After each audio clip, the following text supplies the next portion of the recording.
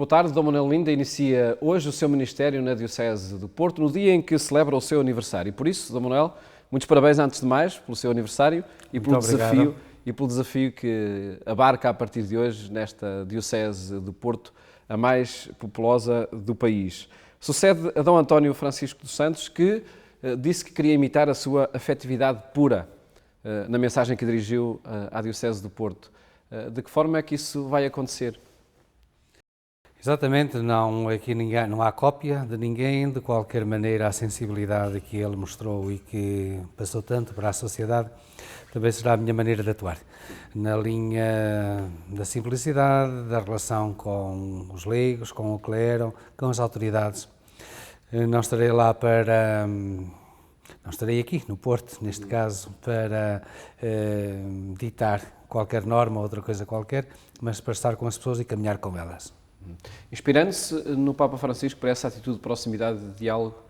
Que é a mesma, na prática, esta proximidade afetiva às pessoas concretas, particularmente aos mais débeis, sejam os velhinhos, os doentes, sejam inclusivamente as crianças, e a partir daí fazer caminhada, pois com a mesma doutrina que todos possuímos. São dois marcos, acredito, que vão definir também o seu trabalho na Diocese de Porto, o Dom António Francisco naquilo que ele inspira e o Papa Francisco naquilo que ele propõe para a Igreja Católica em todo o mundo. A partir de Dom António Francisco, todos sabemos que a sua capacidade de doação foi também, se calhar, o que levou a um fim inesperado e trágico da sua vida. Por causa dos muitos problemas que existiam na Diocese do Porto, tem-nos identificados e sabe de que forma é que pode contornar e resolver esses problemas? Não concordo muito com a primeira parte, do seu pressuposto, que teria sido os problemas a levá-lo àquele desfecho. Não, certamente seriam as condições de saúde.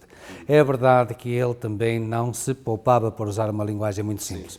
É verdade que ele fazia trabalhos que, porventura, não precisam de ser feitos naquela dimensão. Por exemplo, ele escrevia todas as homílias. E quem escreve uma homilia sabe muito bem o tempo que isso demora. A organização das ideias e depois passá-las à escrita, que não é a mesma coisa que a oralidade. Ora, a maior parte das homilias não precisam de ser escritas, não é?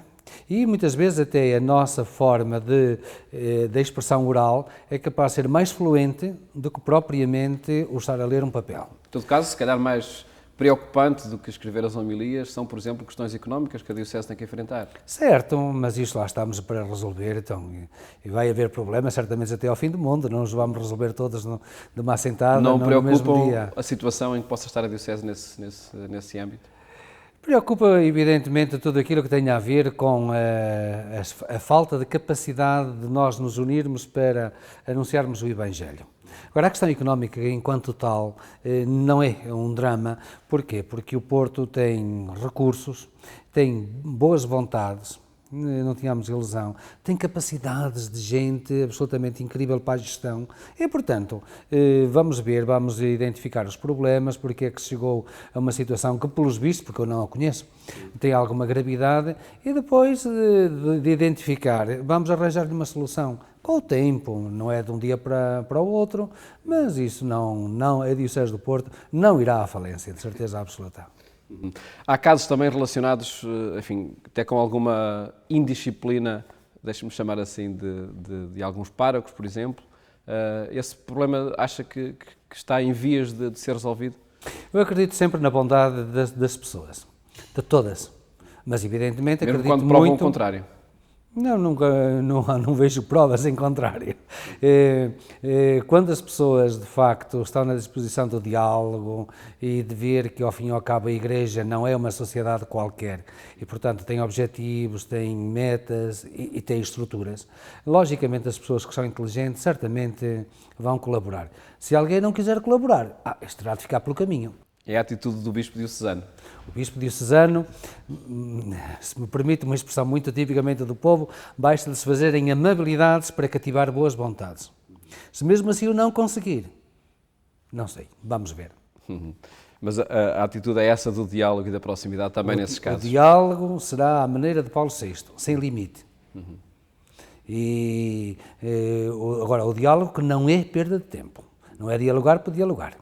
Não é a mesma coisa que as crianças fazem quando estão nos jogos, não é? Em que a expressão, às vezes as palavras são mesmo sem sentido, é apenas o sentido lúdico da linguagem. Nós aqui não é o sentido lúdico da linguagem. Falemos ainda da inspiração, porque a referiu na sua mensagem à Diocese de Porto dos seus antecessores, a determinação de Dom António Ferreira Gomes, o zelo de Dom Júlio, a perspicácia de Dom Armindo, a lucidez intelectual de Dom Manuel Clemente e a afetividade pura de Dom António Francisco. Um grande mosaico que, poderíamos dizer, faz o perfil ideal do Bispo. Pois, se eu colher uma parte mínima que seja de todas estas dimensões, já terei alguma capacidade de me situar e ser fiel também aos meus antecessores. Sim, são homens muito grandes. Aliás, eu tenho chamado a atenção para isso. Todos os bispos do século XX no Porto foram referências nacionais e, porventura, até internacionais. A começar logo pelo Dom António Barroso. Dom António Barroso, para mim também, agora que o começo a conhecer um bocadinho melhor, é também uma referência mental. Não referi porque referi exclusivamente aqueles que eu conheci vivos. Sim. Aqueles com quem até, de alguma maneira, lidei. Porque o Sr. Dom Armindo foi meu reitor, ainda, durante pouco tempo, depois foi eleito Bispo Auxiliar de Porto, e depois foi para Viana e voltou para o Porto como Bispo Residencial, e o Sr. Dom António Ferreira Gomes, tantas vezes lhe escutei homilias na Sé, quer dizer, não escutei, porque nós naquela altura não tínhamos grande capacidade de aguentar uma homilia longuíssima e de uma profundidade mais filosófica até do que teológica. Mas depois estudou essas homilias e muitas cartas e documentos de António Ferreira Gomes. Sim, e estudei com muita alegria e até com sentido agradável, porque Dom António Ferreira Gomes tem textos que são mesmo literariamente falando de antologia. Não são todos, mas alguns são. Mas pronto, há aqui duas fases da vida. A fase da maturidade, claro, em que eu estudei, portanto, como tese de doutoramento, sim, e a fase da adolescência, em que... Sabe Deus, não é? A gente não está para discursos muito longos, nem muito menos. E, portanto, na Sé, normalmente a gente costumava ouvir a primeira parte, ou um bocadinho, e depois as antenas começavam a desligar. Temo que seja isso também a atitude de quem está a ouvir agora o Bispo do Porto. É possível, mas isso só cada um depois poderá responder. Eu, pelo menos, um propósito tenho, que as minhas homilias não sejam tão longas como as de Dom António Ferreira Gomes, mas também não serão tão profundas. Façamos análise semelhante em relação ao que aconteceu com a realização do Concílio Vaticano II. Uma transformação na Igreja Católica, a recepção imediata que aconteceu, com alguns perigos também que se notaram de extremismos a partir dessa recepção, que no caso, enfim, dura há 50 anos a recepção, não é? Pois, a recepção não está feita na sua totalidade. Há tanto do concílio, como está agora a acontecer com o Papa Francisco, que nós podemos e devemos retirar e atualizar e levar à prática da vida eclesial. Eu estou convencido que o Papa Francisco está a fazer isto de uma maneira extraordinária, a nível do pensamento, a nível da ação. Pronto. Permitindo também que surjam os tais extremismos, nomeadamente na área litúrgica. Pois o problema põe-se, quando há uma ação, eu digo isto de vez em quando porque estou convencido disso, quando há uma ação há sempre uma reação. Falemos ainda do Papa Francisco e daquilo que ele provoca para toda a Igreja, em todas as dioceses. Há atitudes que ele tem no Vaticano que nós poderíamos perguntar por que não acontecem também nas dioceses. Por exemplo, e deixe-me ser assim muito particular, a respeito do habitar, do ocupar um palácio do Vaticano, poderíamos dizer um palácio diocesano ou um modesto apartamento. Se me arranjarem uma solução aqui para o Porto, eu fico todo contente. Hoje este palácio, que identifica de alguma maneira a cidade, com o seu conjunto da Sé e daquela casa que está anexa, identifica a cidade. Embora o símbolo seja de alguma maneira a Torre dos Clérigos, porque é mais fácil desenhá-la, mas na prática aquele visual a vista que mais chama a atenção. Gaia, não é? É exatamente, portanto, o Morro da Pena Ventosa, que é assim que se chama esta zona,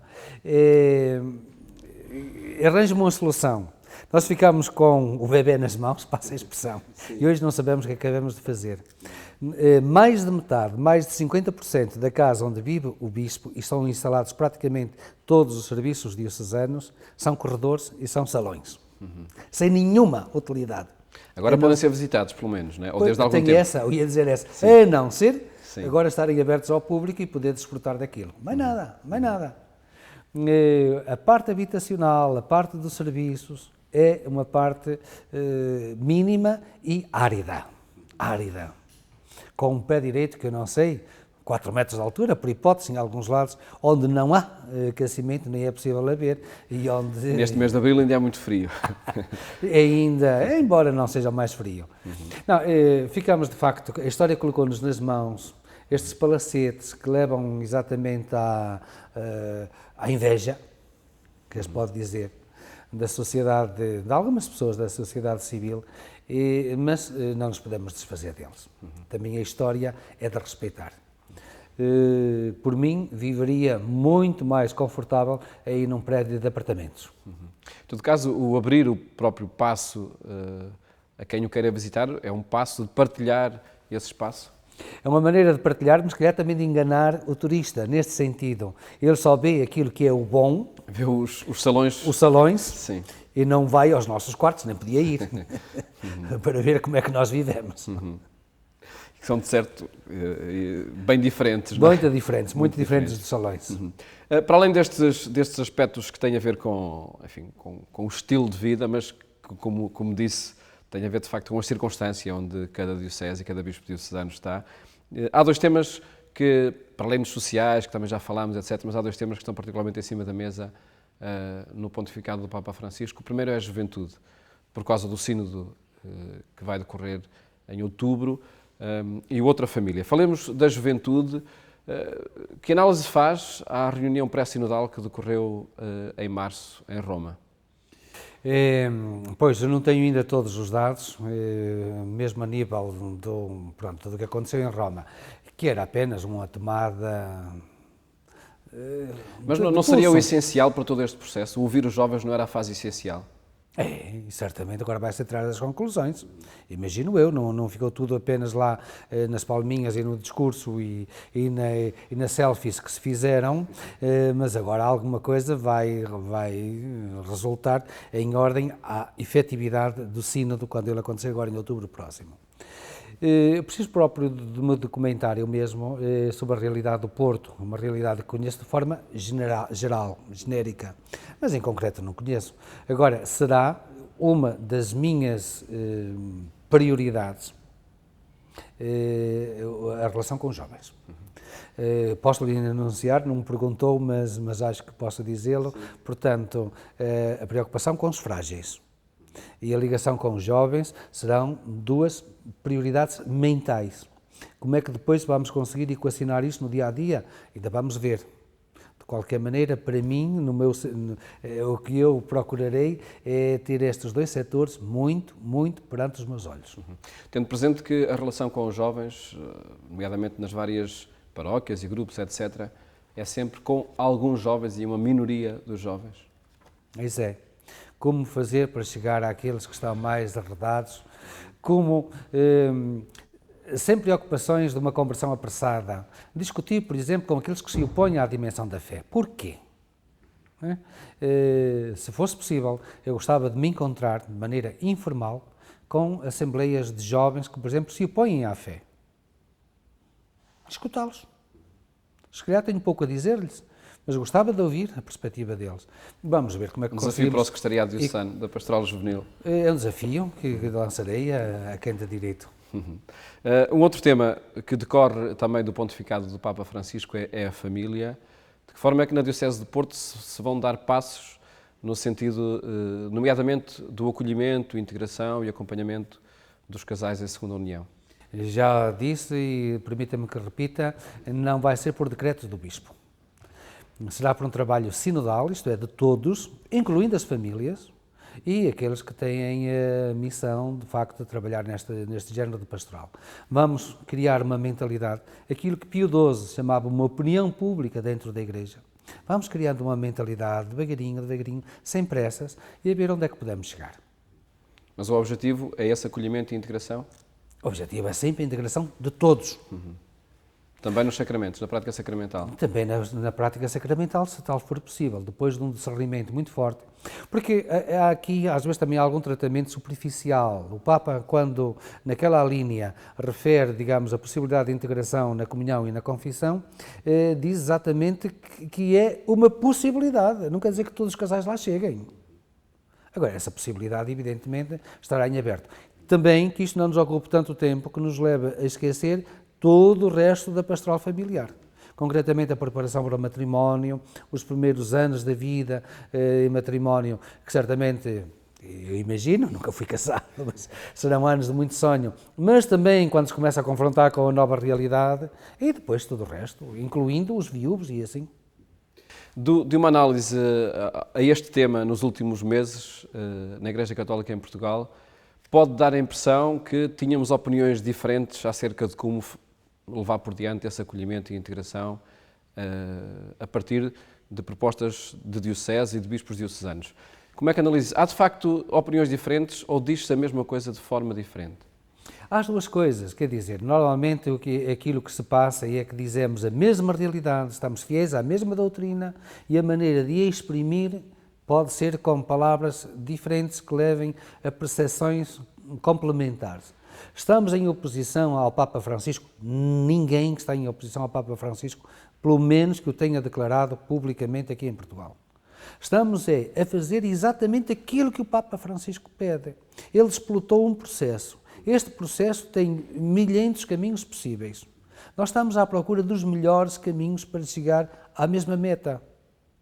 O caminho da Diocese de Angra do Heroísmo pode não ser o mesmo que o caminho da Diocese de Bragança. O do Porto pode não ser o do Ordinariato Castrense, por hipótese. Estamos todos à procura de caminhos, mas a meta é a mesma. Não há oposição entre os bispos em Portugal, nenhuma. Fica essa afirmação de quem convive com muitos deles, ou com todos mesmo, não é? E ainda na semana passada, na Assembleia Plenária, também assim aconteceu. E a focar ainda essa dimensão que tem insistido como prioridade para o seu trabalho na Diocese do Porto, a proximidade aos frágeis, aos pobres, aos marginalizados. Trata-se de um trabalho que na sociedade portuguesa é cada vez mais desenvolvido em parceria com o Estado, por protocolos que são feitos com instituições da administração pública, que obrigam a uma reconfiguração das próprias instituições da Igreja Católica. Bastará a boa vontade para ajudar quem precisa ou que reconfiguração é precisa por parte das instituições eclesiais? É todo um trabalho também que temos de fazer a nível do pensamento. Por natureza e até por funções que tenho desempenhado no Ordinariato Castrense em Portugal, eu não tenho nada contra o Estado. Pelo contrário. Os órgãos do Estado... E assim teria de ser, não é? Pois, dentro dos órgãos do Estado temos gente com muita categoria, todos interessados, de facto, no bem da sociedade. Agora, não sei se estamos a prejudicar a dimensão socio-caritativa da Igreja a vários níveis. Primeiro, criar a mentalidade de que, se o Estado favorece, nós, cristãos, católicos, não precisamos de intervir muito. E nem intervir com o nosso trabalho, nem intervir com a nossa esmola, com o nosso contributo e tudo isso. Segundo, estamos talvez a não ter aquela especificidade que nos leva a dizer assim, fazemo-lo porque a pessoa em situação precisa e pode gerar a ideia de que fazemo-lo porque o Estado nos dá dinheiro para o fazer. Não é isso que está a acontecer? Não, mal era. Assim deixámos de ser a Igreja Católica em Portugal. Não. Fazemo-lo porque as pessoas precisam e porque nós não temos recursos suficientes, recorremos ao Estado e vamos ao Estado em igualdade de circunstância com as outras associações. Não há uma lei específica, não obstante a concordata entre Portugal e a Santa Sé, não há uma lei específica que dê ajudas económicas aos nossos centros sociais paroquiais, não há nada disso. Concorremos aos fundos do Estado em igualdade de circunstância com todos os organismos e pessoas privadas. E as instituições da Igreja Católica devem levar por diante esse trabalho também como prioritário ou de forma supletiva, quando não existem outras propostas da sociedade? A prioridade é nós descobrirmos a contínua novidade que a situação nos obriga. e que pode não ser sempre o mesmo modelo, pode não ser sempre o mesmo infantário, o mesmo lar de velhinhos, pode haver necessidade de outros setores. E nós temos, este é o nosso palmarés, mesmo que a sociedade não o queira reconhecer. Nós, ao longo da história, inventamos, é que se pode dizer, formas inovadoras de estar presente junto das carências das pessoas.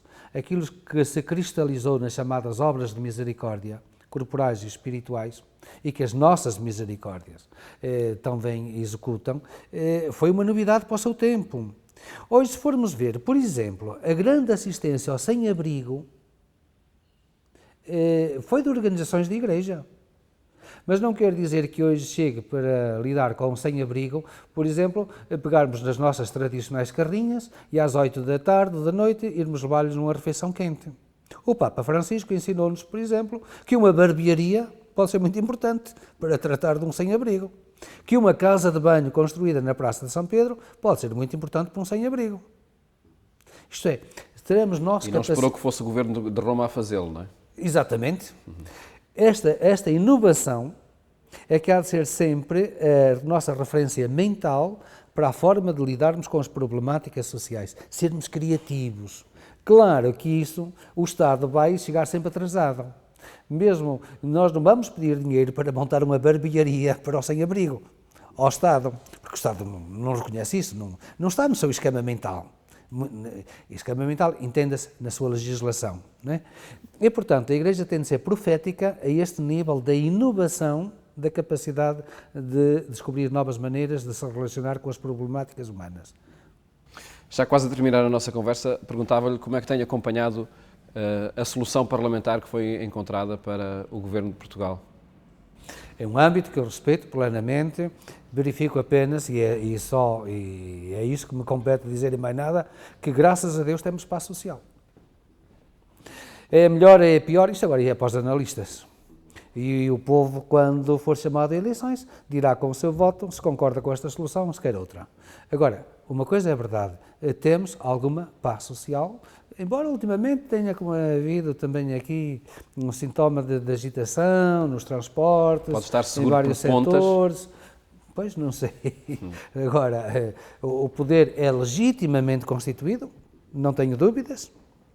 Não foi a solução que porventura estava na mente dos eleitores quando votaram, de qualquer maneira, o poder é legítimo e tem-nos conseguido alguma paz social. Parece que também que a nível económico que as coisas estão a melhorar, não me compete a mim, porque não sou analista, dizer de quem é de facto os louros, os méritos, se é deste governo, se é do anterior, se é da conjuntura económica. Nós estamos de facto num tempo de globalização em que por vezes aquilo que é meramente local aqui entende-se a comunidade nacional portuguesa, é o que menos conta no conjunto da economia global. Enfim, mas isso aí não sei.